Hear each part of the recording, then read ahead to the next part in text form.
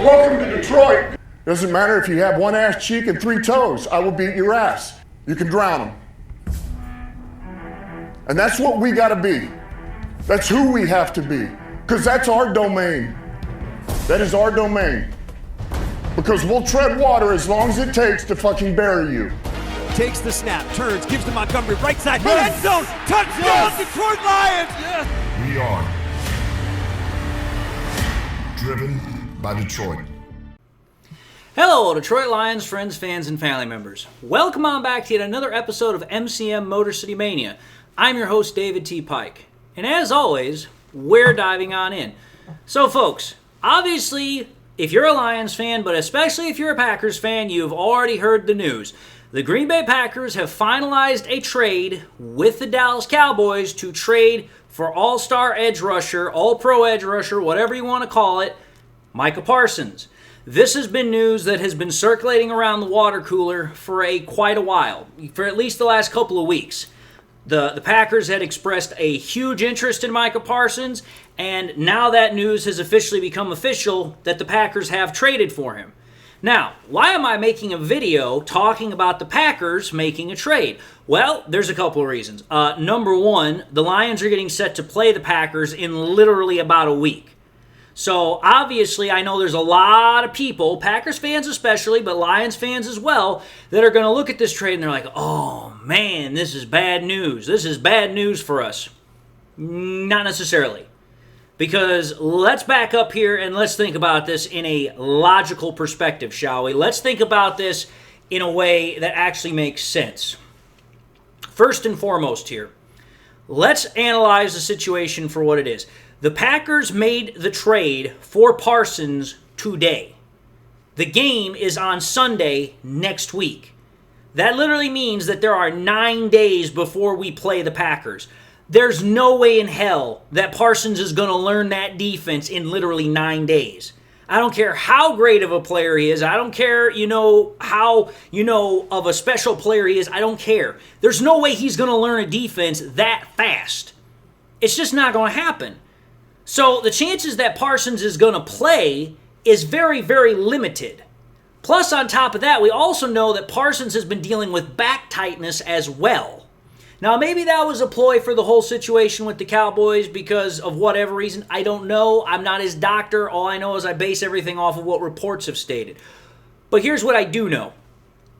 Very few players can pick up a defense or an offense well enough to be able to play with any sort of meaningful contribution in a game. That's number one. So let's just assume, for devil's advocate's sake, that somehow Parsons does play. Parsons is not going to play the whole game. There's no chance of that happening. I don't care what any Packers fan says.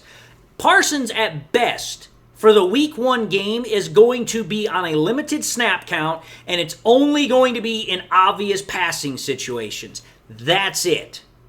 So the impact that Parsons is going to have for the Week 1 game against us might as well be almost non-existent. That's number one. Number two, we also have to understand the terms of which the Packers and Cowboys made this trade. The Cowboys, for this trade, received 2 first-round draft picks. We don't know if it's 2026, 2027, 2028. We don't know when those years are, but we know it's 2 first-round draft picks, and they traded away one of their best defensive players, another all-pro, another all-great player in Kenny Clark. Not as great as Micah Parsons, but still pretty damn good. Now, what exactly does that mean for the Lions?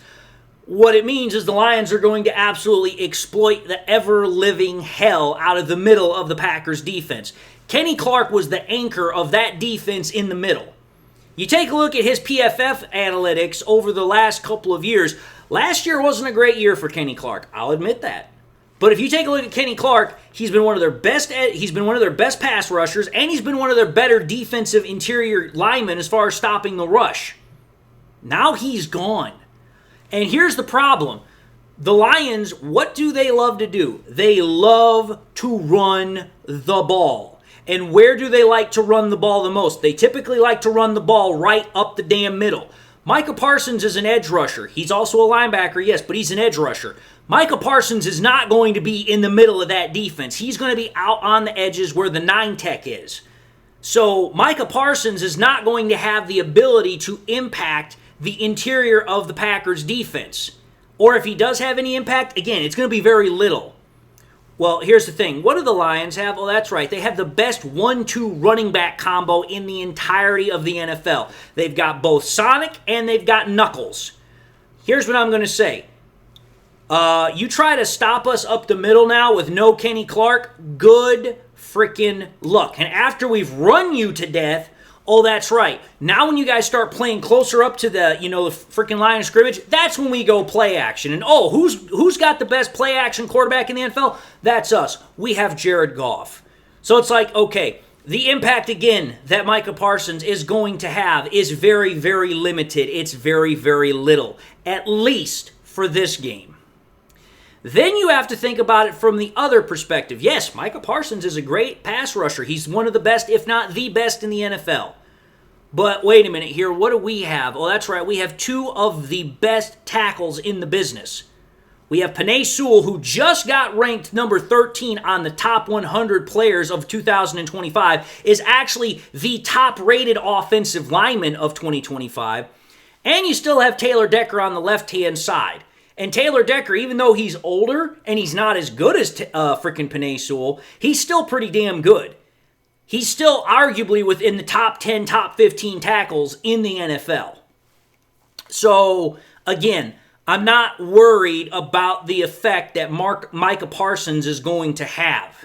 Because, again, even if he does play, it's going to be limited. Even if he does play, it's only going to be for passing situations, which if the Lions know that Parsons is going to come out for passing situations, do you honestly think they're going to try and do deep shots? Probably not. They're probably going to save those deep shots for selective plays. They're probably going to use those mid-range throws that we know they love to use and that Jared Goff absolutely excels at. But then you have to think about this also. What are the future ramifications of this trade? Well, if we want to be honest, what this trade really means for both teams, the Cowboys and the Packers, I'm going to be honest. At first, everyone's going to say that the Packers won the trade because they got Micah Parsons. I'm going to disagree. I think the Cowboys won the trade. Because you have to think about it here. The Cowboys just offloaded a major diva. Say what you want about Micah Parsons' talent. Say what you want about the fact that he's a great player. He's a diva. He is all about himself. He's got a big attitude, he's got a big ego, and he's got a damn big mouth. Typically when you have players like that, that means there's going to be trouble. And correct me if I'm wrong here, but didn't the Packers just have a player that was a big diva, had a big attitude in quarterback Aaron Rodgers? How did that whole thing end for them? Didn't end very well. It was a very messy divorce. But let's just think about this here. The Packers had to give up 2 first-round draft picks and Kenny Clark to get him. And then, on top of that, they signed him to a 4-year, $188 million deal. You know what that means? That means now the Packers are going to be strapped for cap.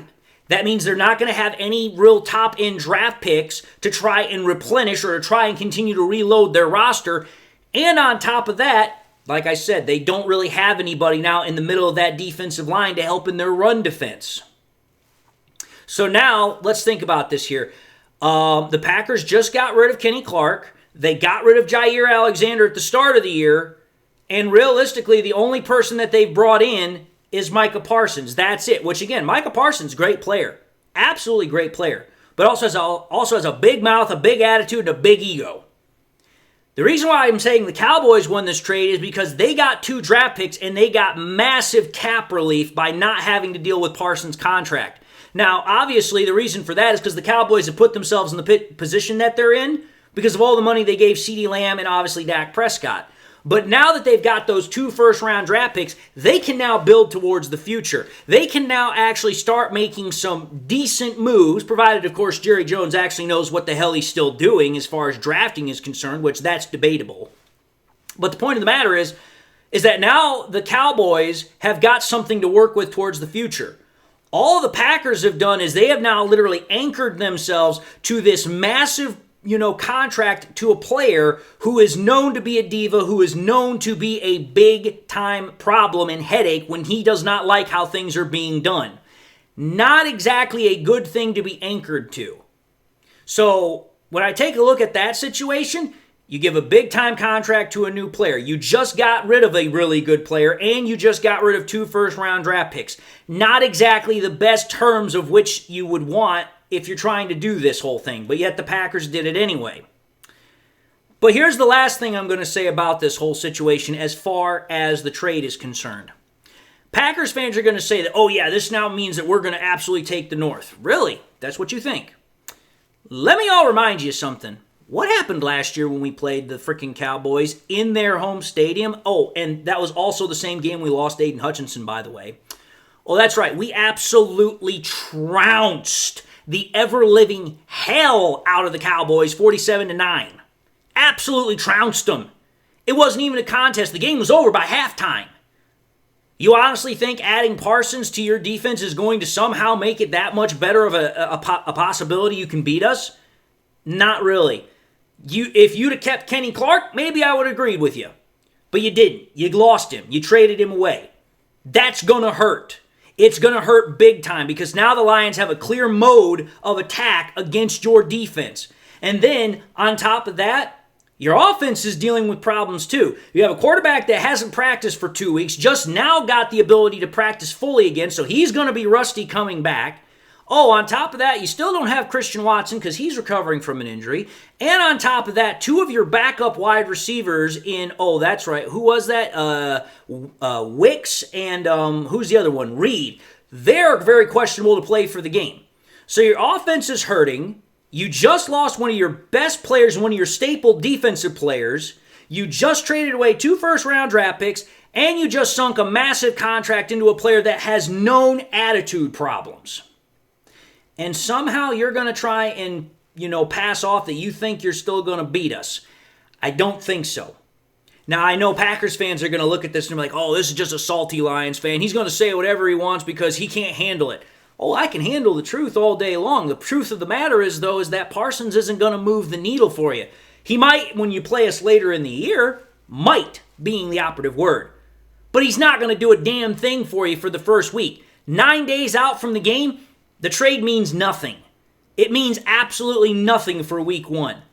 So you know what? Congratulations. You got one of the best players in the NFL. But you also traded away one of the better players in the NFL and one of your staples on defense. And you just traded away your future. And you now put yourself in a cap situation that is going to impact you for, the next, 3 or 4 years. And considering the fact that you're trying to compete with us, that's not good. Because, that's right, where's the Lions cap space right now? That's right, we have the second most cap space in the NFL. I know our cap space situation isn't good for next year, but once we restructure Goff's contract and we roll over all that cap we have this year, we're going to have, again, one of the largest cap spaces in the NFL because that's how the cap space works. You don't use cap this year, you can roll it over to next year. You restructure Goff's contract, that gives you another $45 million right off the bat. The Lions could easily have up to $60, $70 million worth of cap space next year. That's just the truth of the matter. So you know what? Congratulations, Packers fans. You got Micah Parsons. But was it really that great of a trade? Honestly, no, it wasn't.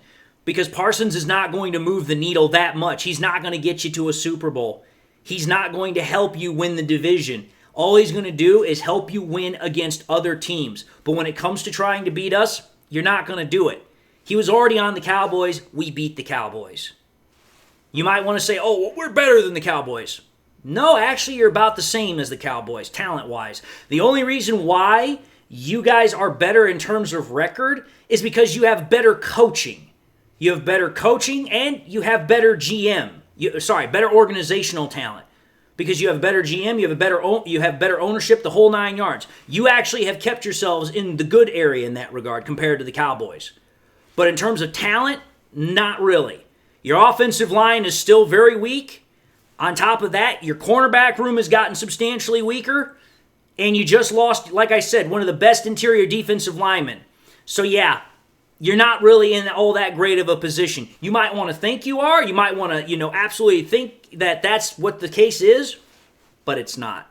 If you actually sit back and you actually are objective about this whole thing, you can actually realize that this trade, yeah, it's big news for the Packers because you got a big name player. But that's about it. That's literally all there is to this. Is, yeah, you made big news, you got a big name player. That's about it. All Parsons is going to do is ramp up your sack total, but he's not really going to do anything as far as ramping up your win total. That's just the name of the game. Because one player like that's not going to make that big of a difference. It takes the entire team making the difference. And let's call for what it is. Your team in comparison to our team, it's not even on the same level. We are literally like 3 or 4 levels ahead of you. Because, oh, that's right. Every single starter that we have for the most part is pretty damn good. Our reserves are pretty damn good. That's just the truth. You don't like it? Sorry about your bad luck. Sucks to suck. But hey, you do what you want with this information. The point of the matter is, it doesn't make a damn bit of difference. I'm going to sit here and be like, yeah, you know what? The Packers traded for Micah Parsons. So what? It's not going to make me lose any sleep. Because you know what? I know my team is the better team. I know my team is better in terms of, not only how they run their organization, but also in the players that they have. And I know that my team, when dealt with an obstacle, they know how to deal with it, they know how to work around it, and they still find ways to win. That's just the way it is. Don't care if you don't like the truth. The truth doesn't give a damn about your feelings. And that's the truth. But anyway, I just wanted to make a quick episode about this because I know there's going to be Lions fans that are going to absolutely be like, oh my God. And it's like, no, back up, slow down. Let's use some rationale here. Let's use some logic, and let's actually address this from a matter of, using some common sense. But anyway, having said that, I'm going to end this episode and say thank you all for watching in another episode of MCM Motor City Mania. If you like what you saw, by all means, highly encourage y'all to watch the next episode. If you also like this content, I highly encourage y'all to subscribe if you've not yet done so. If you subscribed in the past and you forgot to do so at the time, or you just subscribed and you've not had a chance to do so, I also want to highly encourage y'all, please, make sure you hit that bell notification icon so you guys never miss any more content that I push out. Hope y'all are doing well. Hope y'all got something in your life that makes you happy, makes you smile. God bless, my friends. And until the next time we meet, I'll see you all in the next episode.